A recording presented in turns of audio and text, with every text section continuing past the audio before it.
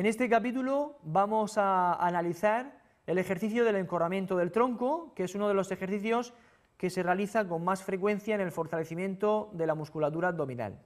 Se trata de un ejercicio que está basado en una pequeña elevación del tronco, realizando un movimiento de flexión intervertebral torácica, que finaliza cuando el ángulo inferior de la escápula se separa de la superficie donde estamos realizando el ejercicio. Por tanto, es una elevación muy ligera que genera una activación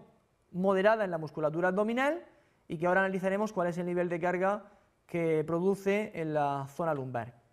Es importante tener en cuenta, y como consideración inicial, que al realizar este ejercicio y como elemento para intentar inhibir los flexores coxofemorales, especialmente el psoas, en la medida de lo posible, los pies no deben estar fijados de modo alguno. En este caso, observamos una ejecución técnica del ejercicio donde se han fijado los pies, lo cual da lugar a una mayor posibilidad de activación de la musculatura flexora coxofemoral cuando el criterio de seguridad indica que se inhiban esos flexores coxofemorales en la medida de lo posible. Existen diferentes estudios de investigación que han analizado el nivel de activación de la musculatura abdominal al realizar el encorvamiento. En este estudio del año 1997 podemos observar que el encorvamiento, que viene representado por esta imagen, genera unos niveles de activación, tanto en el recto anterior como oblicuo externo y oblicuo interno, que están dentro del rango aconsejado, alcanzando por lo menos un 20% de la activación máxima que se puede lograr con ese músculo. Teniendo en cuenta que dependiendo de cómo se coloquen las piernas, si extendidas o flexionadas y si los pies están sujetos o no, se producen pequeños cambios. Si bien en el encorvamiento esos cambios son mucho más pequeños porque el movimiento se centra en una flexión intervertebral torácica y por tanto en principio, ejecutado técnicamente bien, de forma correcta, no debería haber una implicación importante de la musculatura de los miembros inferiores. Musculatura que podemos observar aquí y que aparece representada por el músculo ilíaco, el recto femoral y el sartorio. No está el músculo psoas porque al ser más profundo es necesario utilizar electrodos intramusculares, electrodos que hay que pinchar, no electrodos de superficie, que son los que se han utilizado aquí, que solo permite valorar pues, la activación muscular de aquellos músculos más superficiales. Y podemos observar que al hacer el encorvamiento, que es esta parte de la tabla, los niveles de activación de esos músculos que tienen relación con la cadera y que deberían estar inhibidos en la medida de lo posible, pues tienen unos niveles bajos, que en algunos puntos concretos, como es el músculo sartorio, pues suben más que en otras situaciones, pero es importante tener en cuenta que el músculo que nos puede generar una mayor problemática es el músculo psoas por su origen a nivel vertebral, tanto en la última torácica como en todas las vértebras lumbares. Desde el punto de vista de la seguridad del ejercicio, por tanto de las cargas compresivas, otros estudios han analizado cuál es el nivel de carga compresiva en los discos intervertebrales lumbares. En este caso hay un análisis que se diferencia dependiendo de si los pies están sujetos, como es en este caso, o los pies están libres, como es en este otro. Como podemos observar, los niveles de carga compresiva son muy parecidos, no hay diferencias significativas. No es muy importante que el pie o los pies estén sujetos o no, pero siempre y cuando el encorvamiento se haga de forma adecuada. Si el encorvamiento se hace de forma inadecuada, elevando el tronco más de lo que debe elevarse, sí que los pies de estar o no estar sujetos van a generar modificaciones en las cargas compresivas. Pero de partida, con una buena ejecución técnica, sin una elevación excesiva, nos encontramos con unos niveles en torno a 2000 newtons de carga compresiva, por lo tanto el límite estaba en 3000, hay un margen de seguridad importante y es un ejercicio que nos va a permitir fortalecer la musculatura abdominal, especialmente el recto abdominal de forma efectiva, y que tiene un elemento de carga compresiva que le da seguridad y por tanto que podríamos incluir dentro de una propuesta de fortalecimiento abdominal efectivo y saludable. En otra imagen, tabla de otro estudio, podemos observar el nivel de activación del psoas, porque aquí sí se hizo una medición mediante electrodos intramusculares, con niveles del 7% y el 10% en dos puntos diferentes de ese grupo muscular, con una activación de los oblicuos, tanto externo como interno, que no es muy importante, no supera el 20%, al igual que ocurre con el transverso abdominal. Los tres músculos que componen lo que hemos denominado músculos anchos del abdomen por debajo de ese 20%, mientras que se trata de un ejercicio muy efectivo para el recto abdominal, con niveles en torno al 60% de su máxima activación voluntaria. En este caso, pues otro músculo que tiene que ver con miembros inferiores, que es el recto femoral, que también se encuentra en una situación en la que el nivel de activación es bastante bajo. Hay una forma de realizar los encorvamientos que es muy típica, que es colocar las piernas en esta posición, los muslos se colocan verticales y manteniendo esta posición de miembros inferiores sin perderla, se realizan los encorvamientos. Hay que tener en cuenta que al hacer esta posición, la pelvis va a hacer un movimiento de retroversión y eso va a disminuir la curva lumbar, de forma que se va a rectificar o bien se va a invertir respecto a lo que sería una posición donde los pies estuvieran apoyados en el suelo y los muslos pues no estuvieran verticales. Esa situación en la que el raquis lumbar va a estar más invertido, lo que va a generar es un aumento de las cargas compresivas, con lo cual no es una buena opción para hacer un fortalecimiento seguro del recto abdominal principalmente.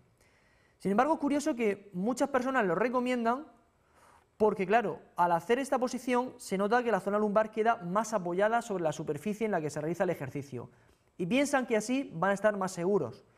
Pero, considerando los diferentes trabajos de investigación que hay publicados hasta el momento, conocemos que cuando el raquis lumbar está más alineado, por tanto con su curva más fisiológica, las cargas compresivas son menores. Por tanto, al realizar este ejercicio, el encorvamiento, es importante evitar este tipo de posiciones y colocar los pies apoyados en el suelo,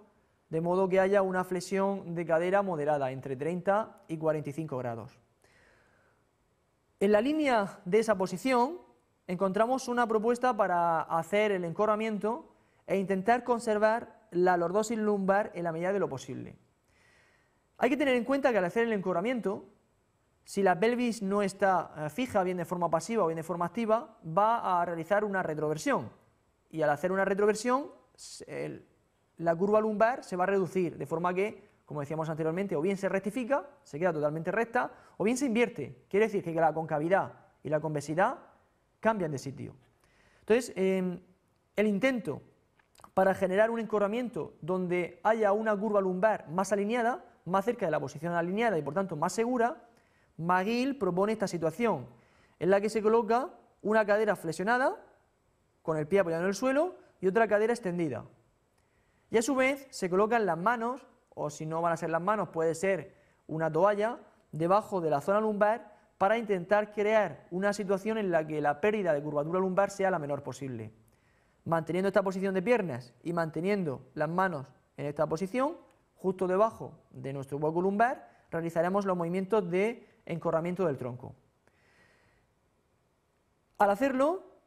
la curvatura lumbar se va a comportar de forma diferente respecto a un encorvamiento normal y va a quedar algo más alineada, pero nunca va a quedar totalmente alineada porque eso es imposible. Y además, al colocar las piernas en esta posición, la pelvis va a quedar un poco más anclada, es decir, su posibilidad de hacer retroversión pélvica va a ser menor y por tanto su incidencia sobre la disminución de la curva lumbar también va a ser menor. Todo ello que nos lleva a un encorvamiento donde el raquis permanece más alineado. Por tanto, un ejercicio efectivo y más seguro que el encorvamiento tradicional, aun cuando el encorvamiento tradicional sigue siendo un ejercicio seguro. Al hacer los encorvamientos tenemos diferentes opciones para aumentar los niveles de activación de la musculatura. En ese estudio de Vera y colaboradores del año 2000, lo que hicieron fue ejecutar encorvamientos en superficies estables y contrastar cómo se comporta la musculatura abdominal respecto a situaciones inestables, utilizando un megabalón o un balón suizo, modificando la posición de los pies, bien en el suelo o bien en una superficie elevada para estar más o menos a la misma altura de nuestro tronco. Sus resultados lo que evidencian es un aumento de la activación muscular cuando se hacen los encorvamientos en una superficie inestable. Entonces, el uso de un megabalón o balón suizo para realizar este tipo de ejercicios, es interesante porque nos permite, aparte de dar variedad al ejercicio, introducir una serie de desestabilizaciones que se generan por la propia deformación del balón al hacer el encorvamiento, que capta el sistema neuromuscular y que genera una mayor activación de la musculatura abdominal para aumentar la estabilidad. Por tanto, es una herramienta interesante para el fortalecimiento abdominal. En esta imagen lo que observamos es, al hacer un encorvamiento en el que se sube en un segundo, se para un segundo en esa fase donde se ha despegado el ángulo inferior de la escápula y se utiliza otro segundo para bajar, se genera un perfil eléctrico donde se observa cómo sube la activación eléctrica, se mantiene en la fase en la que se encuentra la parada arriba y disminuye cuando se baja hacia abajo. Este perfil, esta forma, es interesante porque genera un gran área de trabajo, lo cual es interesante para el fortalecimiento de la musculatura abdominal y la generación de adaptaciones. Visto desde otra perspectiva, de otro trabajo de investigación, pues observamos cómo sube la activación, y aquí, respecto a otra imagen que veremos a posteriori, hay que destacar cómo en cada repetición la anchura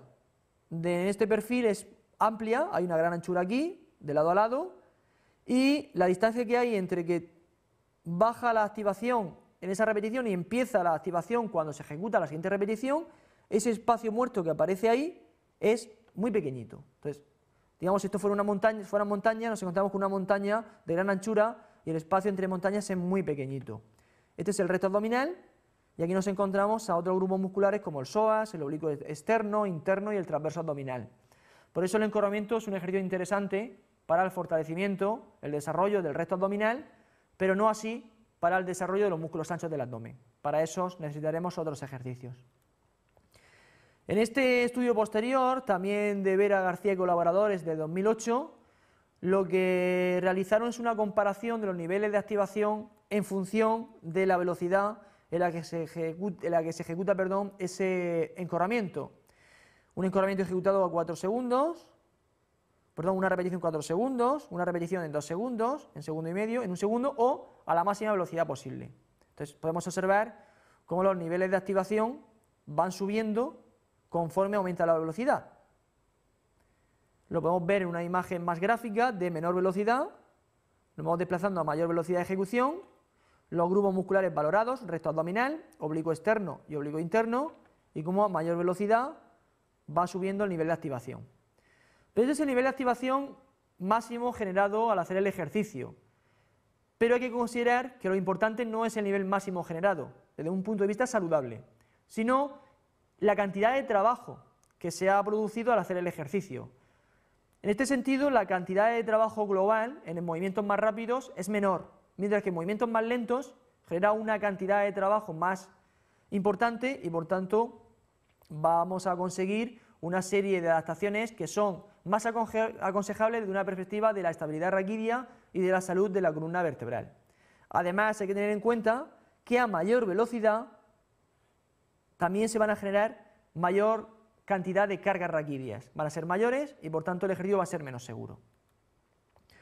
Una de las posibilidades que tenemos para hacer el encorvamiento es realizarlo con un pequeño giro, de forma que hacemos un encorvamiento como en diagonal, que es la imagen que encontramos en este momento. Al hacer este ejercicio nos vamos a encontrar que los niveles de activación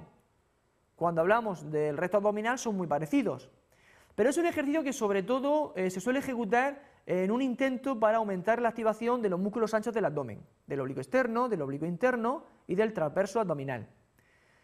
Pero la cuestión es que a veces aquello que pensamos no se corresponde con la realidad. En ese trabajo del año 98 de Yucker y colaboradores, lo que hicieron fue contrastar los niveles de activación de estos músculos anchos del abdomen en diferentes ejercicios. Y lo que estamos haciendo aquí es cruzar cuál es el nivel de activación de los músculos oblicuos y el transverso abdominal entre el encorvamiento normal, marcado en verde, y el encorvamiento con giro, marcado en rojo. Entonces, si nos vamos al oblicuo externo, observamos cómo la diferencia de activación eléctrica en la media es solo de 4 puntos sobre 100, con lo cual quiere decir que prácticamente la diferencia no existe, no es significativa. En el oblicuo interno observamos cómo al hacer un encorvamiento con giro solo hay un 10% más de activación en ese músculo, lo cual es bastante poco para lo que podemos pensar a priori. Y en el transverso abdominal, una diferencia de 8 puntos, con lo cual, en conclusión, nos encontramos que el encorvamiento con giro no genera una gran activación en los músculos anchos del abdomen. Sí, un poco más que el encorvamiento normal, pero muy poco más. Con lo cual, no sería el ejercicio más adecuado para el fortalecimiento de estos músculos, que son los más importantes para dar de estabilidad a la columna vertebral. Tendríamos que buscar otras opciones. Otros estudios lo que han hecho es utilizar el encorvamiento con giro, pero incidiendo en una posición de piernas que también es muy frecuente cuando se realizan este tipo de ejercicios. Entonces, al realizarlo, realmente hay pocos cambios respecto al anterior, porque la posición de la cadera cambia poco y la posición de la pelvis cambia muy poco, con lo cual las diferencias de activación eléctrica en la musculatura son mínimas respecto a la situación más general en la que se suele ejecutar este ejercicio. Y aquí podemos ver en este estudio del año 2001 de Conrad y colaboradores, cómo en la fase de subida del tronco, que es la fase de flexión, que aparece en la columna blanca, se generan unos niveles de activación que casi alcanzan entre el 40 y el 60%, son niveles suficientes, más que suficientes, moderados para generar una activación eléctrica que genera adaptaciones tanto en el oblicuo externo, que es este de aquí, como en el recto abdominal, que es este otro.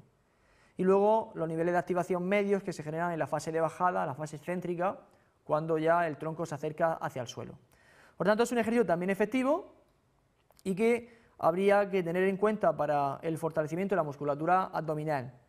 pero es necesario determinar cuál es su nivel de seguridad. En ese sentido, volviendo a otro estudio, en este caso de McGill del año 98, el encorvamiento con giro lo tenemos aquí, y las cargas compresivas que genera el ejercicio están muy cerca de los 3.000 newtons, que era el límite que se había estipulado como elemento de seguridad al hacer el trabajo abdominal. ¿Por qué respecto al encorvamiento normal, que es este de aquí, se produce ese aumento? Porque estamos haciendo un movimiento donde hay una flexión intervertebral torácica y a la vez se hace una pequeña rotación. La combinación de acciones articulares de flexión más rotación genera un aumento de las cargas compresivas. Por tanto, es un ejercicio que, siendo muy efectivo para el recto abdominal, no tanto para los músculos anchos del abdomen,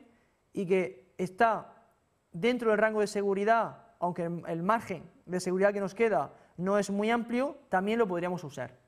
Pero sería conveniente que, si nuestra búsqueda es un trabajo de músculos anchos del abdomen, utilicemos otros ejercicios que veremos en otros capítulos de este tutorial. En el siguiente capítulo del tutorial lo que haremos es analizar otro ejercicio muy utilizado y menos aconsejable, mucho menos aconsejable que el encorvamiento para el trabajo de esta musculatura, que es la incorporación del tronco.